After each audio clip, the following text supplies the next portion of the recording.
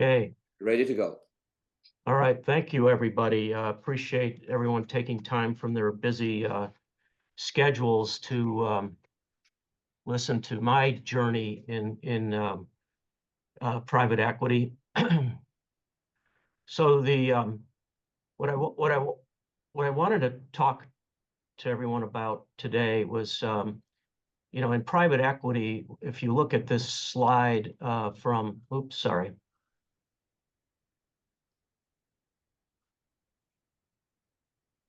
This slide, which basically is from the Illinois Venture Capital Association, it shows how important private equity is for the Illinois economy. We estimate that it's $100 billion industry, and it crosses all types of different private investments, starting with angel investors, which for most people is just it's just a small idea company, where you have $25,000 investors up to, $500,000 to make these companies grow, to venture capital, where you have more infrastructure, you've got more products that are developed, and then you've got growth capital, which you have equity and minimal amounts of debt, and then you have private equity, which are more mature companies. What I'm going to concentrate on today is more the mature companies. So in private equity, you have basically investors who purchase privately held businesses. And they're typically made through funds, although you have club deals where individual investors will buy companies, but for the most part, in today's world, it's through funds and through firms. And so the investors through funds are limited investors, and they typically have 80% of the profits to limited partners, and there's 20% carried interest to the general partners, and the general partners lead the private equity firms. Now, many of the limited partners are pension funds. I think a third of all Illinois funds investments come from pension funds. And also university endowments are big investors in private equity. And then you have foundations, and then individuals, typically high net worth individuals. And so why do investors like private equity?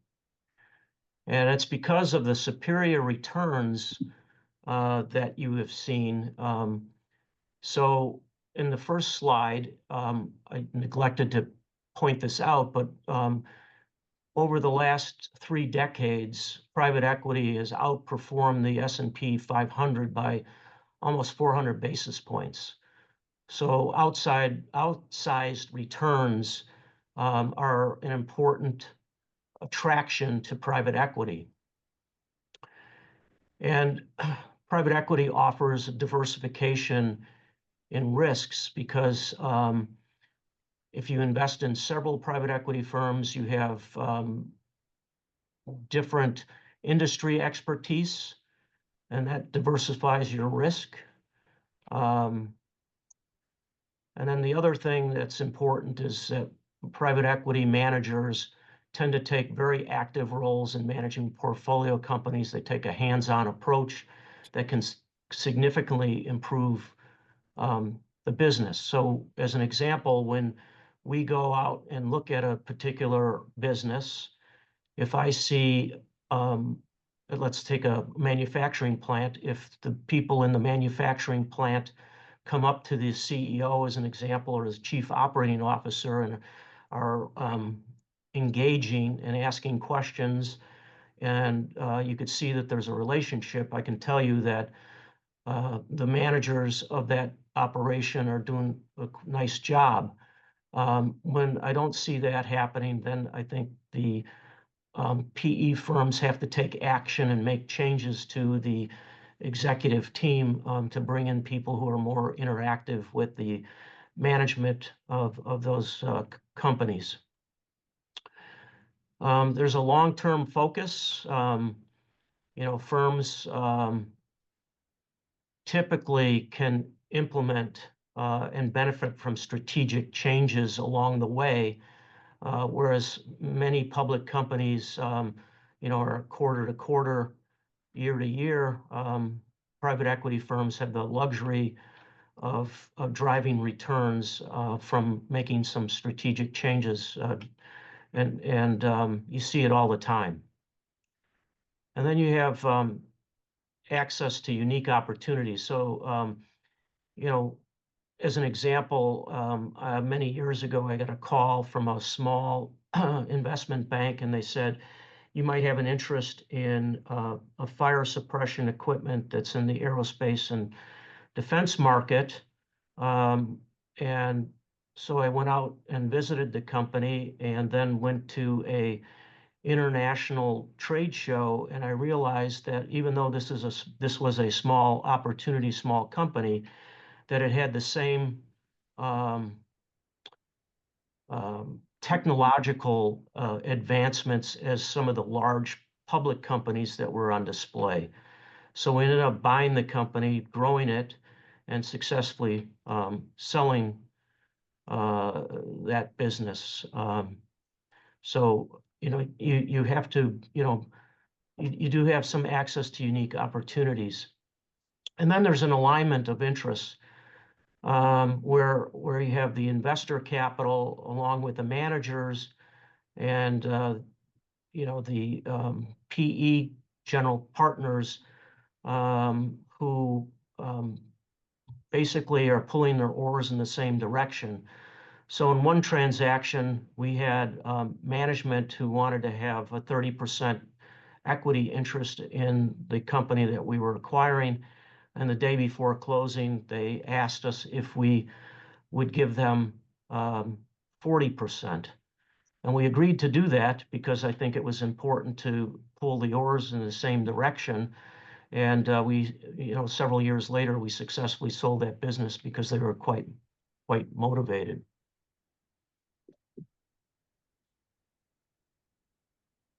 So what are some of the risks? Private equity has got unpredictable cash flows. Portfolio companies today are held for longer periods. It's 3 to 7 years, whereas before it was much shorter. But for the most part, you have an active participation in the management of these portfolio companies, and you can make some strategic changes to make sure your cash flow comes in. There's a market risks. Valuations of private companies are typically done once a year with private equity funds, and there are substantial changes that are impacted by the capital markets. So in the last 2 or 3 years, we've seen some real changes to what has been going on in the private equity world. There isn't as much liquidity. There isn't as many exit opportunities. The valuations of the companies have, declined, but they're still an attractive investment. But so there are market risks that you have to deal with. Leverage risks, I would say.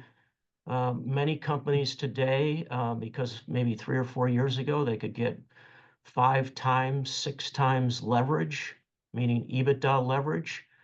And I would say that is a burden in today's world because interest rates are high, inflation's high, and therefore companies are struggling to pay their debt and service their debt. And there's a bunch of mature deals coming up that are going to need to be refinanced, and it's going to be impossible I think, at those levels of debt to refinance. So you might see some restructuring going on in the near future. There's regulatory risks in private equity, changes to laws and so forth. We owned a company in for-profit education that during the Obama administration, they did not want for-profit institutions. Uh, you know, they preferred nonprofit and made it very difficult uh, for um, for us from a regulatory standpoint. And even though we had a substantial EBITDA, we did not meet all of the regulatory changes that went on, so we had to sell the business and not at anywhere near the profits that we thought we were going to get.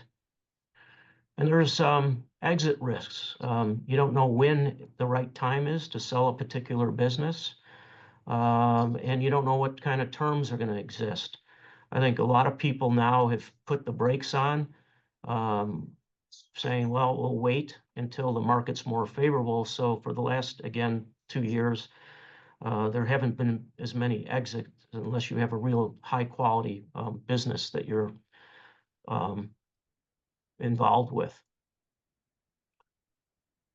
So I'd say the biggest important piece of what we do as private equity managers is, value creation. So, we have to partner with industry experts. So I remember many years ago, we were looking at an automotive tier two parts manufacturer, and I was leery of getting in the automotive world. So I called up an expert in the automotive industry, and I asked how many units were going to be sold in the next 5 years. And he gave me a very favorable report. He was worked with a large investment bank. So we went ahead with our investment because of what he mentioned. I think it's very important for us to team up with CEOs that have industry expertise, and we're always trying to recruit the best and the brightest. We also have, I think PE firms are typically better at raising debt than entrepreneurially run companies because we have vast experience and vast network.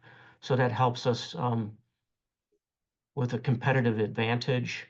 And we have, as I mentioned earlier, we've got executives with robust experiences at the helm of these companies, which makes these companies hopefully more profitable. Oops, sorry. So I wanted to just share with you a couple of case studies of value creation. One which I wasn't involved with, but KKR had come to Loyola and presented its case for what they were doing in the private equity world, which was a differentiator, and it really interested me because I'd never heard of this before. A company called CHI Overhead Doors in Arthur, Illinois. Um, and I'll get into that in a moment. And the other company is a company that we were involved with called National Gift Card, NGC. And both of these companies were successfully sold, and for a particular reason, which I'll state in a moment. So with CHI Overhead Doors, KKR had purchased this business for $685 million. And in 7 years, they sold it for $3 billion to to Nucor Corporation, for almost 4 times, cash on cash return. And they did it were able to do that because they offered every employee in their business, which were over 800 employees, to participate in the equity of the business. It's almost unheard of. Most private equity deals only offer the senior vice presidents or vice presidents equity in the particular deals. And some of the things that the president from CHI did was have Monday meetings with a team of um, plant folks that talked about what their concerns were and how they could increase their shareholder value. And as I recall from the conversation, um, the company was having a very difficult time managing um, their quality, because overhead doors would go out the door and they would be missing parts, and they had a lot of you know vans that were filled with orders, and the vans would go out and they would have to tell the customer that we don't have all our parts, we're going to have to come back. And so it was discussed, and apparently the plant was not air conditioned, made it very tiring and taxing during the summer. And they suggested to management that they should get air conditioning for the plant, which was a significant capital expenditure. But given the issues that the company was having, they thought it was well worth the money spent for that. And sure enough, shortly thereafter, after they installed the air condition, the um, customers were getting exactly what they wanted, and there was many more efficiencies built in. And that was just one example, and there was numerous examples, little things that helped the company substantially increase profitability. So when they sold the company, the average payout was $175,000 to each employee.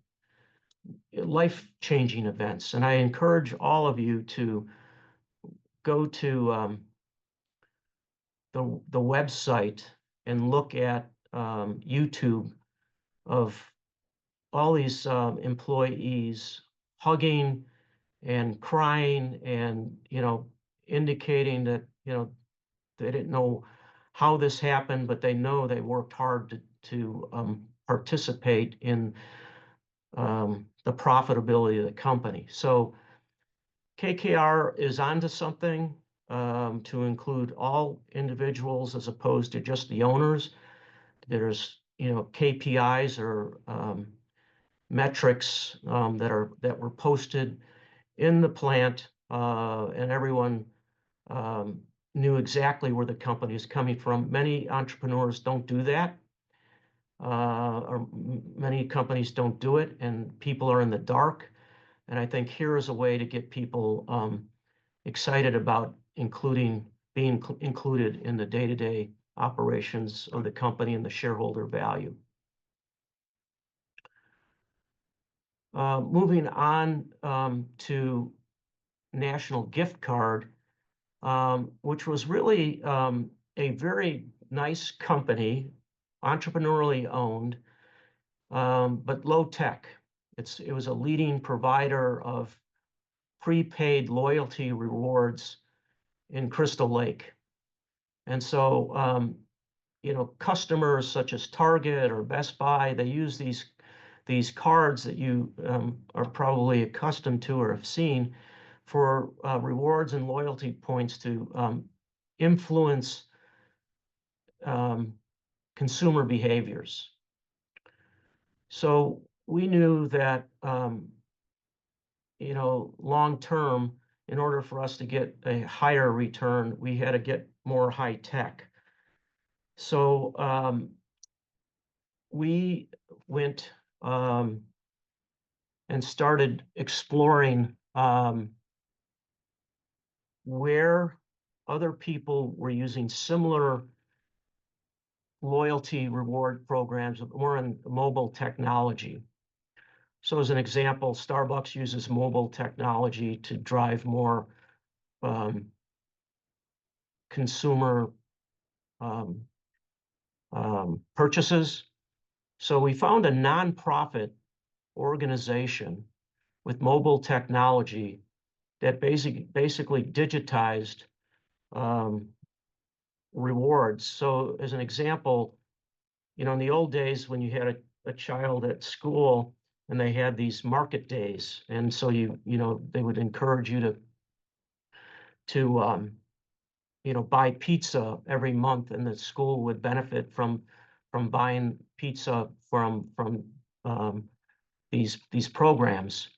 Whereas this nonprofit organization basically said, why can't we do this on a daily basis? Why can't we get people, companies, to contribute to these schools using, digital mobile technology? And so they talked to, folks like Lowe's in particular communities, and they said, okay, if we had those communities buying from you, can you put them on the mobile technology where you then every day you accumulate just how much people have spent and how much you're going to be able to contribute to these schools? And they were excited about it. So ultimately, we were able to pay a little cash, and we provided this company with a fair amount of the equity of the company. We integrated the two platforms, and we were able to, excuse me, move the exit multiple from 10 times compared to 6 times at entry. So we had a substantial gain as a result of us thinking outside of the box and having more technology than low tech. Just to, I've talked about value creation and why private equity is so significant. And the market size of private the private equity market, with funds, assets under management is about 8.2 trillion. That was at the end of 2023 McKinsey study. And as I indicated, equity exit activity has plummeted after 2022 as many private equity firms or sponsors have struggled with inflation and unfavorable valuation adjustments, which leads us to having PE-backed companies holding their companies for more than 4.2, which is the highest since 2012. And I don't think I was just at Association for Corporate Growth conference, and almost everyone was saying that this year is similar to 2023, 2022, and that 2025 hopefully will be an up year after a long period of stagnation. So in this graph, you can see deal value in 23 is substantially lower than it was in 2021. Deal activity is down from the peak in 2021. However, the good news is that people are still doing for portfolio companies that they own, they're adding value or through acquisition. So add-on acquisitions at smaller multiples than what they paid for the portfolio companies are being added, and therefore they're adding more value. So activity is still high there, but clearly the fundamental, deals, origination deals are not the same as they've been.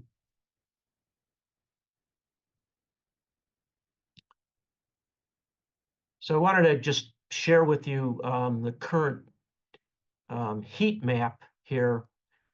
Hopefully you can see it. There's 2 slides. So most of these would say that are not green. So the color codes are green is good, red is bad, yellow and orange are not fantastic, but not terrible. But you can see here there aren't a lot of industries where deal value has gone up. and the deal momentum has gone up. So I'll go to this next slide. So if you look at um, uh, oh, so if you look at other B2B consumer product companies, you look at a red 80 for 12 deal momentum is down 89%. Um, you'll look at deal value has gone up substantially, which means that the purchase prices are too high, and therefore the momentum um, is sure to go down, particularly with interest rates being as high as they've been. Um, I would encourage you to take a look at these heat maps, and again, the market isn't right now robust.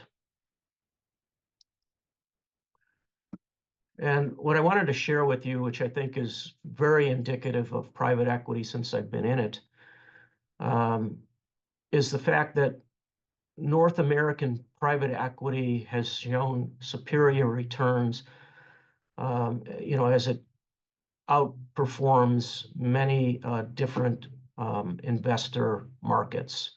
So if you look at the S&P 500, over a five-year period or 10-year period, you'll see that the North American PE returns have been, 4 to 5 percentage points higher, which is really um, substantial. And then I think on a global basis, if you look at Europe, North American PE has always been higher than Europe. And I'd say when you look at PE firms that are in, with funds of less than 250 million, those returns have been fairly good, but not nearly as good as the bigger funds in the 500 million to 1 billion. But there's far less opportunities in the bigger fund area.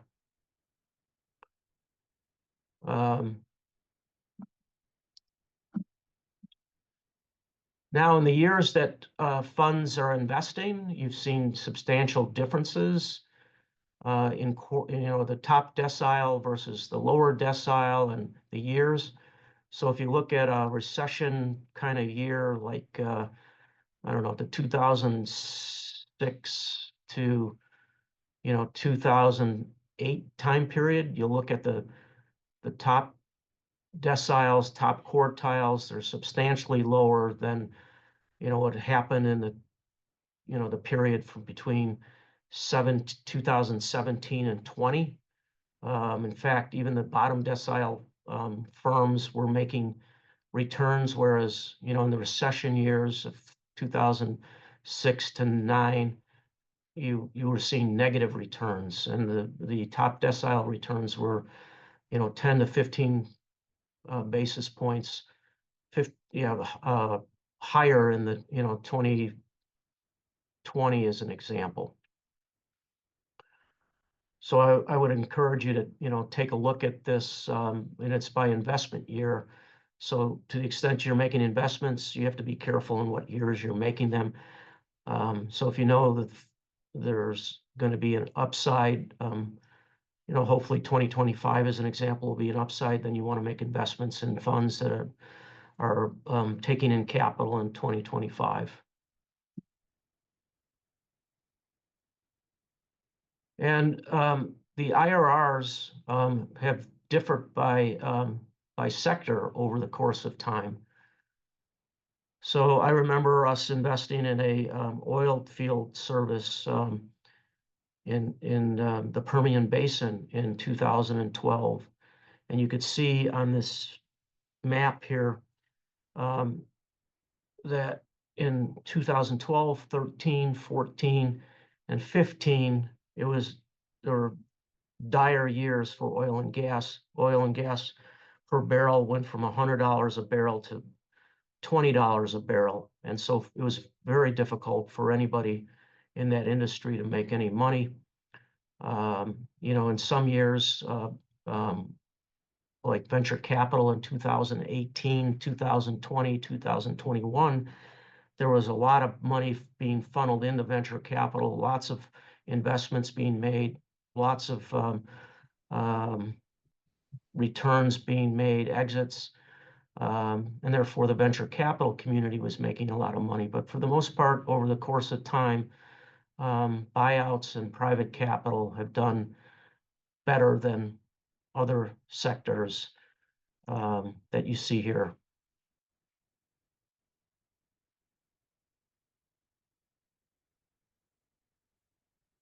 And during times of economic uncertainty, you could see the IRR spreads widen.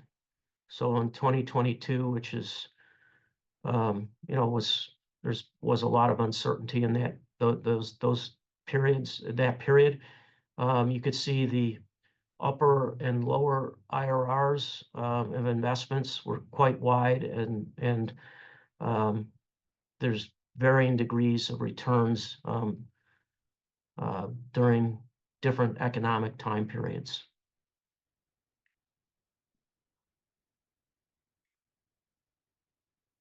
And right now, I would say fundraising has been very, very difficult for a lot of funds. The bigger funds who've had superior returns, top decile, top quartile, they've raised over 50% of the capital raised, just a handful of funds, $5 billion fund sizes.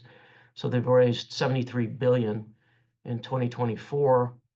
And the middle market managers are having a hard time because there haven't been as many exits, and therefore, people don't have the money to invest because they're looking for distributions that they don't have.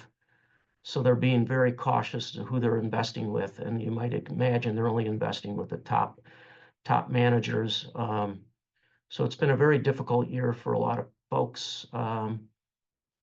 But I think 2025 will be the start of a little better year. Again, only the top managers are attracting the funds.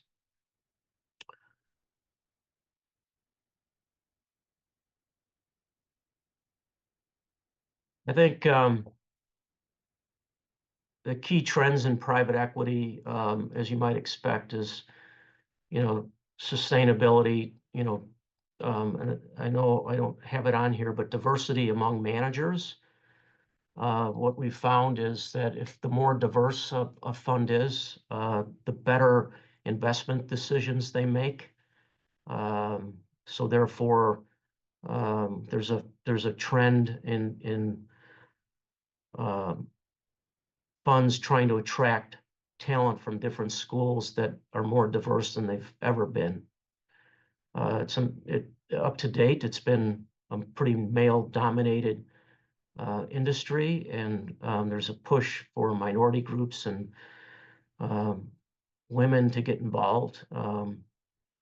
I think there's more regulatory changes being made to private equity. There's more. It's going to be similar to some public companies and what investor information is being provided. More transparency and reporting in technology, AI. As an example, if you're investing in a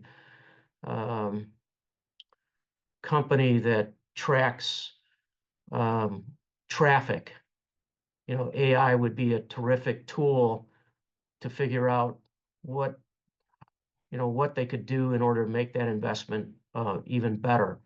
Or if you're investing in a revenue cycle management business in healthcare, you might ask yourself, how do I know that bad debt trends in healthcare are increasing or decreasing, and how do we know what customers or what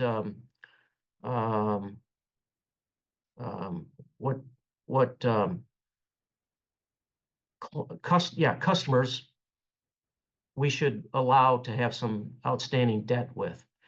So AI is definitely going to make a change.